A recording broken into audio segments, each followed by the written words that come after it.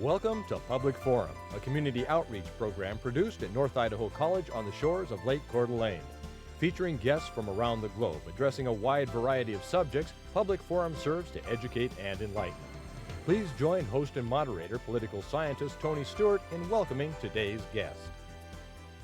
Welcome to our program today. Last week we had a review of books that were titled nonfiction, and we have our same guest back this week to deal with fiction. And all three of our guests are my colleagues at North Idaho College, and they do very much reading all year long, but particularly in the summertime. And then we have this tradition of coming to you during the academic year to talk about their recommendations to you, for you who love to read. I welcome to the program, first of all, is Annie McKinley. She is in the speech department, as a member of the faculty there. And Annie, welcome back. We've had you here many times in this capacity, and we look forward to interviewing you again. Thank you for inviting me. And I was also so pleased to have Kim Johnson, who is a member of the faculty in the English department, and she too has been with us before. And thank you for reviewing books. We really appreciate that. Thanks. And our third guest is Denise Clark, who's been with us every year since the beginning of this tradition. And Denise is a librarian and a member of the faculty assembly. And Denise, welcome back. Thank you, Tony. Denise, I will start with you. You have a rather long list of books there. And I know we talked last week about you. I think I'll try to influence, see if we can get the Olympics to have gold medals and silver and bronze, and maybe you can enter for our college and our country. What are you recommending first that you've read this summer? I know this pile looks rather daunting, but I'm going to start with these three novels. And I was actually was kind of astounded when I attended Susan Orlean's presentation on Friday night here. The author of The Orchid Thief was a speaker for the Idaho Humanities Council. And for those of you who are watching this program, many of you may have attended that reading. And when she was asked one of her favorite contemporary authors or works that she had just recently read, she said, well, the Regeneration Trilogy by Pat Barker. And I thought, oh my gosh, I pulled these to talk about these on the Public Forum's Book Talk. I could believe here was someone, validating, my taste or, my... And so I brought them with me. These three works, the first one is Regeneration. The second one in the trilogy is titled The Eye in the Door. And the third one is called The Ghost Road, and it won the 1995 Booker Award. This whole trilogy is set just during about 2 years during World War I, 1917 and 1918. The first one, I think, which is actually one of my favorites. First of all, I should say that one of the reasons I love these books is that she very cleverly interweaves fiction and nonfiction. She has historical characters in her novels, and then, of course, she has fictional characters that she kind of weaves their lives in with the historical characters. In Regeneration, the primary characters in this book is Siegfried Sassoon, who was a well-known World War I poet and officer, decorated officer. Wilfred Owen, another poet. Robert Graves, a writer and poet. And the psychiatrist, Dr. William Rivers, who actually is another historical character who was in charge of a mental hospital called Craig Lockhart in Scotland. And it's how these three characters kind of come together. All three of them are spending time in Craig Lockhart suffering from shell shock. And one of the characters that follows through all three is Billy Pryor, who's introduced in Regeneration, though we don't get to know him as well as we do some of the other characters like Sassoon and Owen and Rivers. But he follows through all the way through the three novels. And they're actually very anti-war novels. Her descriptions of trench warfare, the horrors of war, especially the type of war that was fought during World War I, are very graphic. I mean, these are very gritty novels. They're very Hemingway-esque in many ways. Her sentences tend to be short and spare and, have a lot of punch to them. As a matter of fact, when I first read these, I knew nothing about Pat Barker. I picked these off the shelf because I hadn't read a Booker Award winner I hadn't read. Oh my gosh, And then I discovered the trilogy, and I thought Pat Barker was Patrick Barker. I mean, the prose was so masculine in many ways and so muscular, and the descriptions of the battlefield and wars were so vivid that I thought that a man wrote this. And no, Patricia, this is Patricia Barker. And I can't too highly recommend them. They are extremely well written. I mean, she deserved the Booker Award for this one. She deserved it. She was nominated, I believe, for all three of these, and finally won it for the third one in the trilogy. But if you're interested at all in World War I think this series of novels are probably three of the best that I've ever read, covering the subject of World War I. Thank you. Your first book, Annie? And this one I'm recommending is The Whistling Season by Ivan Doig. And he was, I believe, the speaker at last year's Humanities. We have done a TV program with him. Yeah, also. so, and a very popular, I'm sure popular around the world author, but especially popular here in the Northwest, since he's one of the Northwest authors. The Whistling Season, I would just read this a little from the front of the cover. It starts out, can't cook but doesn't bite. So begins the newspaper ad offering the service of an A1 housekeeper with sound morals, exceptional disposition that draws the attention of the hungry attention of the widower Oliver Milton in the fall of 1909. And so begins the unforgettable season that deposited the non-cooking, non-biting, and ever-whistling Rose Lewin and her knowledgeable brother Morris in Morris Cooley. And it's a story of a man whose wife passes away, and he has three sons, and he's not very good at their housekeeping and the cooking and everything else. So when they see this ad in the paper, they have the oldest son writes the letter and makes her an offer to come work for them. And of course, they don't believe that she actually can't cook. And the father, of course, says, every woman can cook. I just can't. She's a widower. She has to have cooked and stuff. And so she gets there, and she's this wonderful character, and she doesn't cook. And so they just can't believe it. So it's told in the voice of the oldest son, and they have, of course, in Montana, in the small one-room schoolhouse, and how it's just him and another girl are in the 8th grade, and how they're all in this one-room schoolhouse. And then the school mom, of course, runs off with the visiting minister that comes through.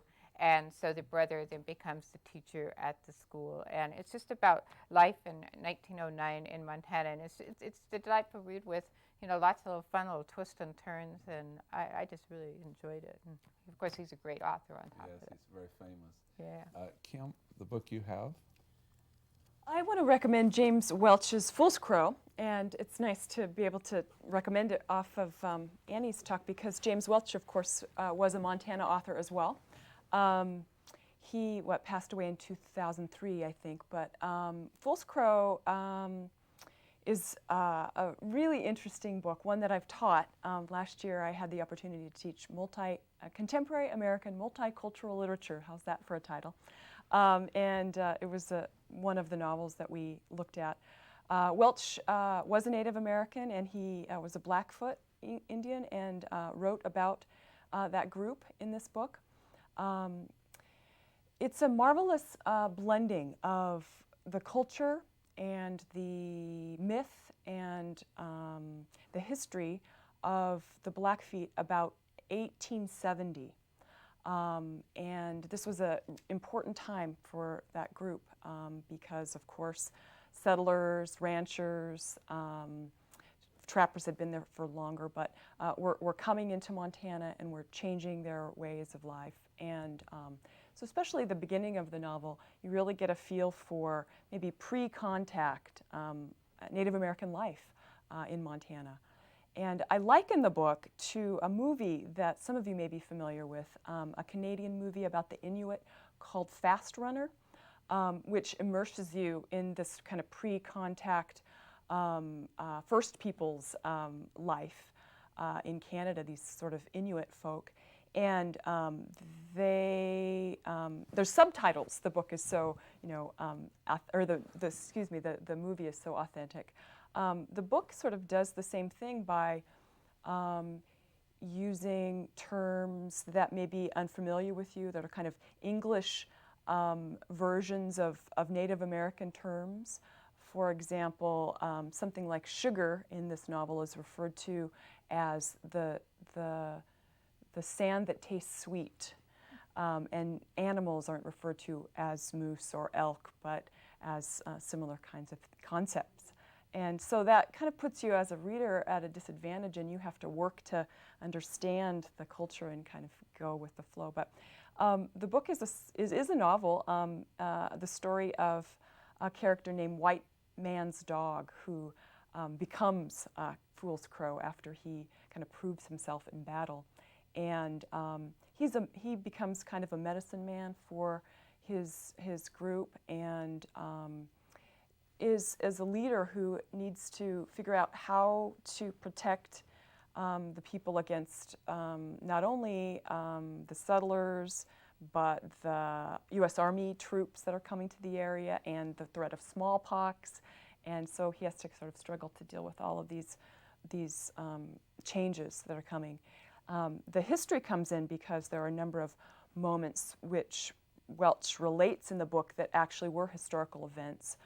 For example, the most notable one is the Baker Massacre, which happened in 1870. Something like 150 Blackfeet people were massacred by the U.S. cavalry, and most of them were women, 90 women, 50 children, 15 men.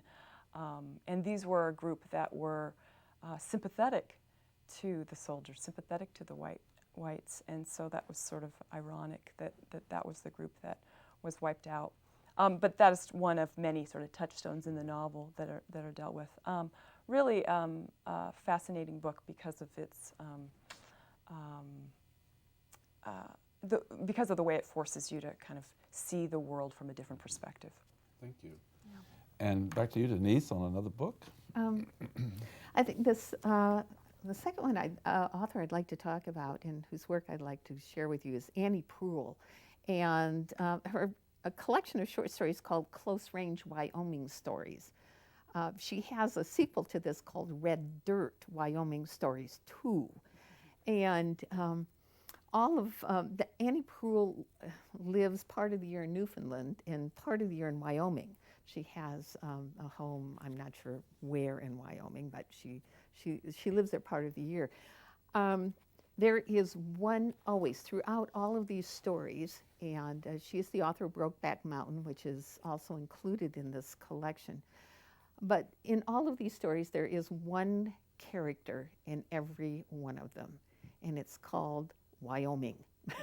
The Wyoming landscape and geography, and the Wyoming climate, and she, in her short story, I want to share this with you because this gives you some idea of the role that Wyoming plays in every one of these stories, how it makes and shapes the characters in all of her stories. This is stories titled "People in Hell Just Want a Drink of Water," and this is the beginning of the story. You stand there braced. Cloud shadows race over the bluff rock stacks as a projected film casting a queasy mottled ground rash. The air hisses, and it is no local breeze but the great harsh sweep of wind from the turning of the earth. The wild country, indigo jags of mountain, grassy plain everlasting, tumbled stones like fallen cities, the flaring roll of sky provokes a spiritual shudder. It is like a deep note that cannot be heard but is felt. It is like a claw in the gut. Dangerous and indifferent ground, against its fixed mass the tragedies of people count for nothing, although the signs of misadventure are everywhere. No past slaughter nor cruelty, no accident nor murder that occurs on the little ranches or at the isolate crossroads with their bare populations of 3 or 17, or in the reckless trailer courts of mining towns delays the flood of morning light. Fences, cattle, roads, refineries, mines, gravel pits, traffic lights, graffitied celebration of athletic victory on bridge overpass, crust of blood on the Walmart loading dock, the sun-faded wreaths of plastic flowers marking death on the highway are ephemeral. Other cultures have camped here a while and disappeared. Only earth and sky matter. Only the endlessly repeated flood of morning light. You begin to see that God does not owe us much beyond that. It's just amazing how all these different authors have different styles of writing, and it's very, very interesting. Annie, we'll go back to another book that you've chosen. This is the current book by Ann Tyler called Digging to America. And for those of you that are familiar with Ann Tyler's writing, Ann Tyler always has this wonderful collection of characters in her book, which this one does also. And the premise behind this book is two couples each adopt a baby from Korea, I believe, and they happen to be at the airport at the same time when their babies are delivered. And one of them is a very earthy New York couple, and I believe, and the other one is an Iranian couple. And so they, of course, make a big deal when the girls are adopted, and then they find out, then they become friends. And so each year they have this party for the girls of when they were adopted, and they show the videotape, and it's always kind of, each year they try to outdo each other, but the two families become friends, and how they raise the daughters. And it's so interesting because the Iranian couple named their daughter like Susie because they wanted her to be very American, and pretty much treated her very, they weren't too worried about her maintaining her roots or anything else, where the kind of earthy New York couple really wanted their daughter to maintain those Korean roots, and she was named something like Suki or something, and she maintained her Korean name, and they dressed her in the clothes and everything, and the two little girls just really want to be just normal American kids, and so it's neat, their friendship. And then later on, the couple adopts another one. The New York couple adopts another little girl from, I believe, China, and this little girl has a kind of sideline. She has a pacifier addiction, and she won't give up her pacifier. And they're like so worried that the kid's going to have this pacifier forever, so they have this party to get rid of the pacifiers, and it's great. It's almost like a smoker, or we were talking about the shopaholic, and the kid always has another pacifier in his stash somewhere, so she doesn't really care that the mother sends her pacifiers off on these balloons. She has a stash somewhere. So it's a great story too about how when couples adopt and how they from other countries about how they try to keep that cultural and stuff. I just really enjoyed it. Kim, all of you have read a lot of things. So up on our website, we're going to be putting about this program and the kind of books that they could get. I know Denise will coordinate that with Jeff Crow, our director. And so would you like to list some of the books that you've read in the field of fiction recently that they might take a look at that we can put on our website? Sure. I wanted to suggest a couple of books in the vein, maybe, or also books by Native American authors that I think are really excellent.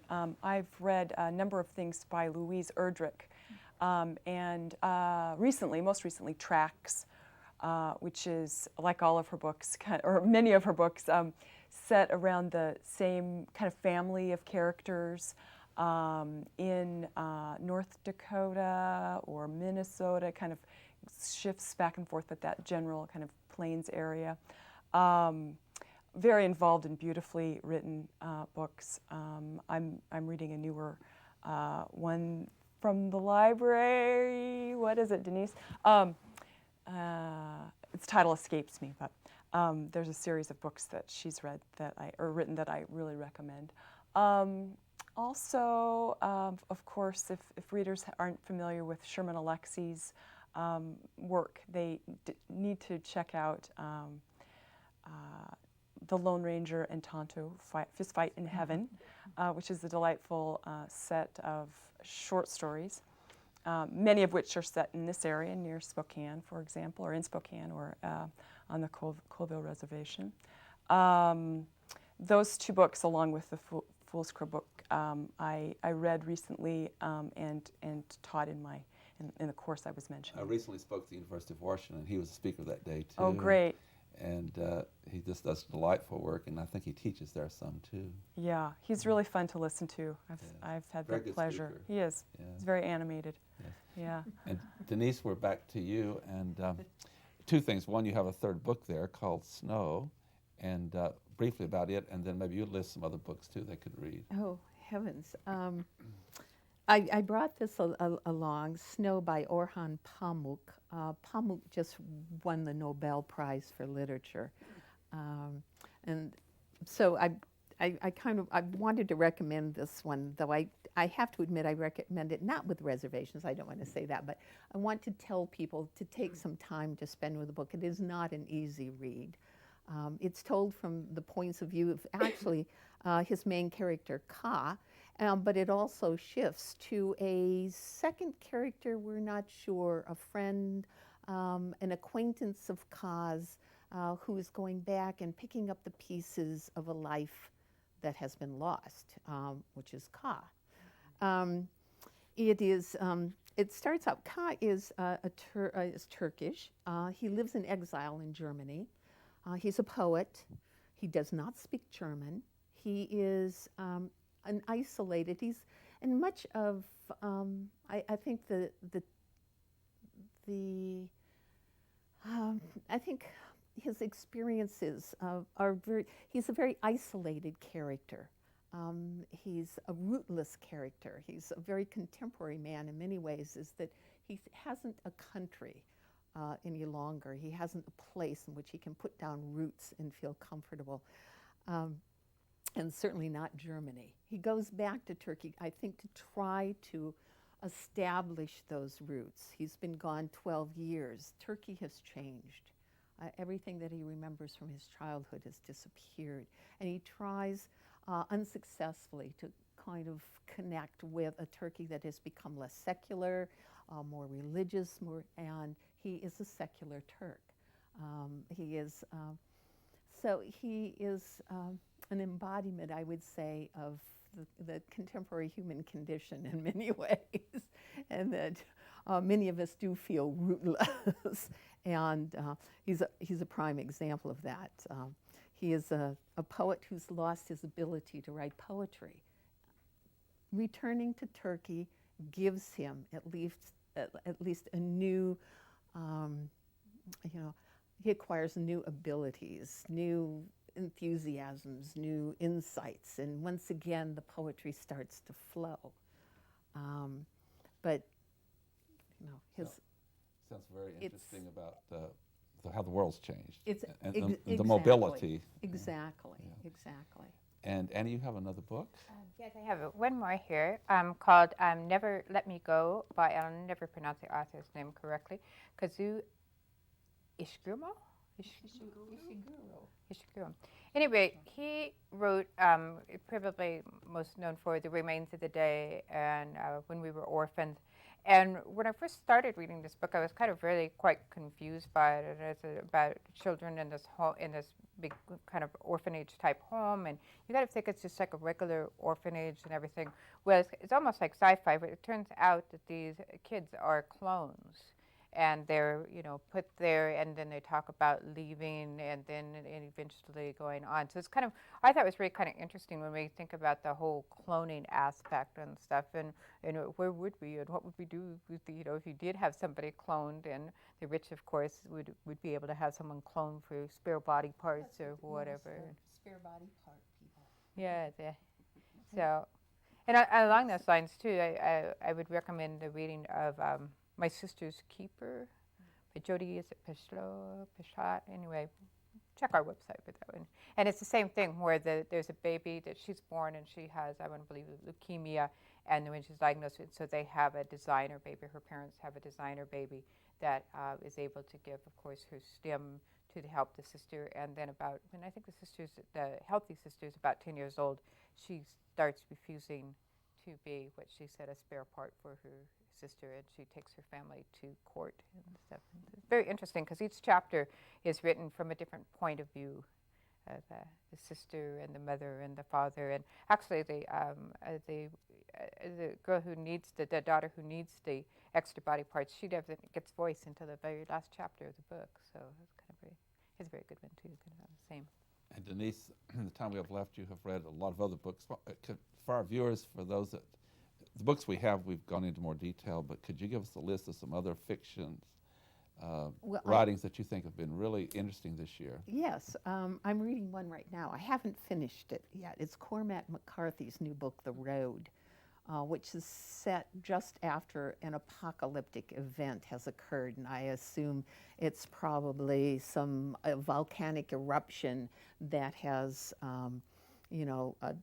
turned day into night, and the winter has set in. There is no sun, or the world is gray, and there is a father and a son trudging from the northern part of the continent down to the Gulf in the hopes of reaching a warmer geography, a warmer area. And there are very few people left on the earth. There are very few people left in the country, but he describes the start, everything is dead. This boy that he's with, a 10-year-old boy, was born after this apocalyptic event occurred. He has grown up not knowing the meaning of the color red, not knowing what sun is, not knowing what a bird is. He has seen few living things. Once in a while a dog, will appear, but he has no vocabulary. He has no mental landscapes for these words, nothing to attach to the words, no. And it is, and the father is trying to save the son, because we're in a world now where people are eating people to stay alive. There are roving bands. It reminds me of something out of parts of Mad Max. Anybody who's seen that, it's a very disturbing vision of the possibilities of what might occur after an apocalyptic event. And I haven't reached the end of the book, so I don't know whether there's going to be some grace offered at the end of this, really horrible. That's a lead in to let the viewers get eager to see that, since you can't tell them the end. I can't. That gives them more reason to read. I would say to you, Denise, that after all this reading, you need to read something more light, like you did with the shopping book. I think it's time for you to turn to something very light. Well, you've all been delightful these 2 weeks, and thank you. And I know our viewers really enjoy a review of books, and we have a lot of viewers who read a lot, and so maybe some of these suggestions they would be interested in. And I would remind the viewers that if you're interested, that they will be up on our program, which is at the North Idaho College website, and I believe that's www.nic.edu.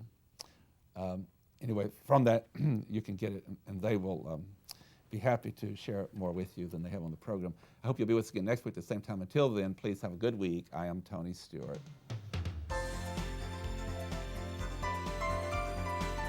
Recorded on the campus of North Idaho College, Public Forum is the longest-running in-house college production on PBS. Each episode is pre-recorded live and is an educational outreach from North Idaho College.